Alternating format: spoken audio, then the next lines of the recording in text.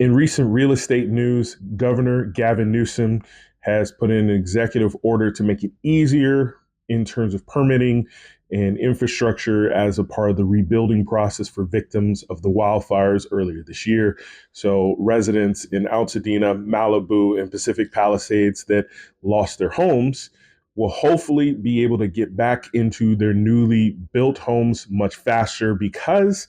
he's ordered the powers that be to make it much smoother going through permitting, also taking care of all the major utilities, gas, water, electricity, by also doing something called undergrounding, where you're putting all the utilities underground. So it's much more resilient and less likely to get caught up in another wildfire disaster.